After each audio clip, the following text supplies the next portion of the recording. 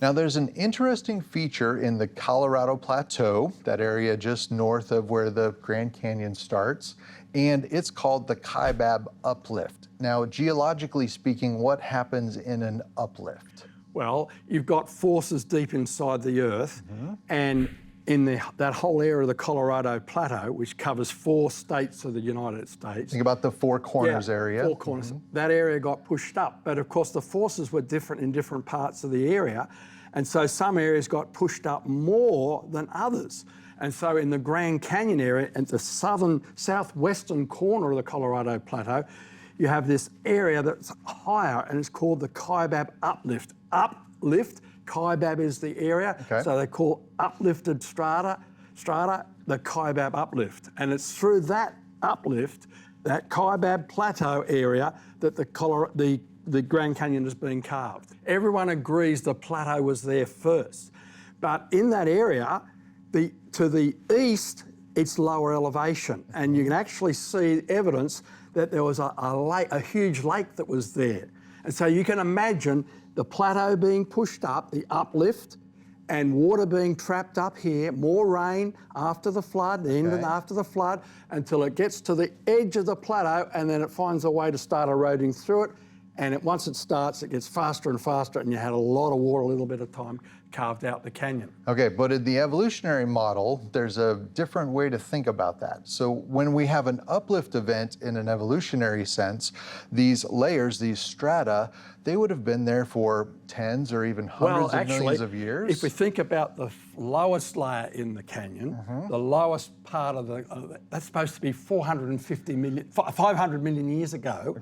And the plateau was uplifted about 50 million years ago. So there's 450 million years between when the strata were laid down before the bending took place. Now, wait a minute. Doesn't that mean the rocks would have been really hard? It would be really hard. I mean, you think about concrete, man-made rock. When it comes out of the mixer, it's a slurry and it's nice and soft. And if you wait till it dries, it's going to break. But if you try to move it and bend it, like make pipes, it's when it's soft, before it actually hardens. Okay, so let's use my cake. This is kind of a dry, crusty cake here. This is going to simulate the evolutionary view. My model, of course, is that the flood deposited these layers, and the flood only lasted 1 year, just over 1 year.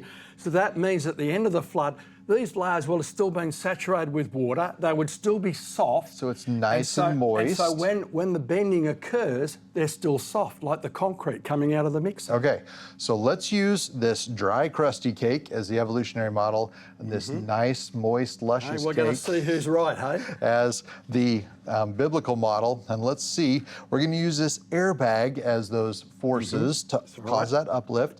We're going to slide it underneath of the cake here. And gravity at the I'm going to add a little bit of gravity. This is gravity. My hand over here simulating this. Okay, let's see. And we're going to pump this side up and see what happens to those layers. Put some gravity on this side too. We'll need a little. We might need a little bit over there. And there's a 3,000-foot difference in the Grand Canyon. We're starting to see some big cracks forming up here. Here we are.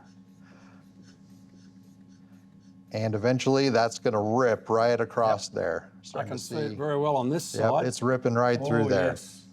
Okay. So we can see rocks are brittle, they shatter. And we can see down through here that ripped right across the bottom underneath on the backside here. So we've got some breaks forming underneath of there. You can see those big cracks forming under there. Yeah, well, that worked. Okay, so that represents that evolutionary view. Okay. Let's try the same thing against the biblical model. But remember, they say it was slow and gradual over millions of years.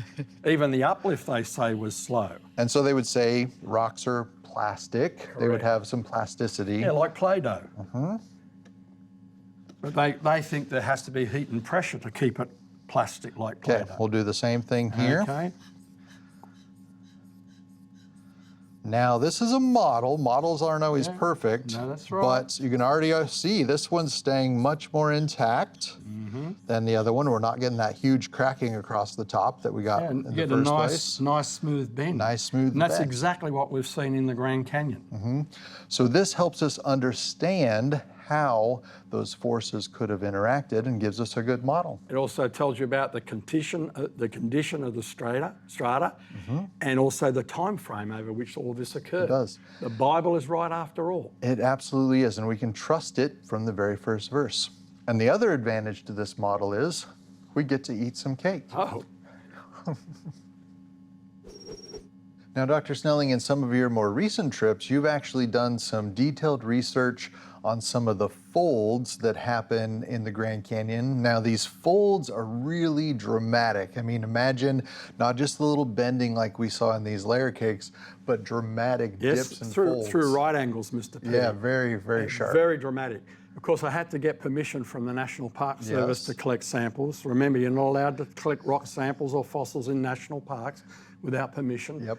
But all the folds that I've studied, the four main ones that I've studied, are perfect. The layers are perfectly smooth. The strata haven't shattered. The other thing with taking samples was to look under the microscope to make sure the grains and the way that they all fit together are the same, where it's really bent in the bent section and further away and miles away. You mean geologists use microscopes too, Correct. not just biologists? Yes. We look at the grains. But the idea was to show that in the bends, the rock was the same as miles away, that everything was in a soft, easy, pliable condition as it would be after the flood or at the end of the flood when it was still moist and not yet fully dried out and hardened, just like the soft cake. You hadn't dried out some of that cake. And another word we might throw in there is metamorphosis. Rocks can undergo a form of change called metamorphosis. A Caterpillar changing into a butterfly. Well, rocks can metamorphose as well, from a mudstone, a mud-rich layer, into a magnificent layer with lots of shiny crystals in it that's totally different. Yep. And none of that has occurred because you'd think in the bending, under a lot of the layers all stacked up on top of one another, there'd be heat and pressure down there. But there's no evidence of that at all. And there's no evidence of the rocks shattering even at the micro scale. Yeah. And so have you ever seen anything like this reported in the secular literature? No, because most times they don't look under the microscope. They just do a lot of arm waving and claim that it was done over millions of years. And if they did, they would find the evidence really doesn't match And we their see this story in a and lot their of places, worldview. not just in the Grand Canyon, a lot of places, in most places where there are mountains, in the Rocky Mountains, in the Alps, you find these big bent layers and they're all smooth. Yeah, where I grew up out west, we'd go up in the mountains and the road cuts and you'd see these big folds, and it just amazed me that rocks could do that when I had an evolutionary view, but then understanding those things from the biblical view helped me understand that when the rocks are soft after the flood, it makes perfect sense how all of those things could happen. So it sounds like the flood is a pretty important mechanism to help us understand all of these pieces. And if we don't have the flood as an understanding and the Bible as a basis for those things, we're not going to have a good, solid scientific explanation for all of these pieces.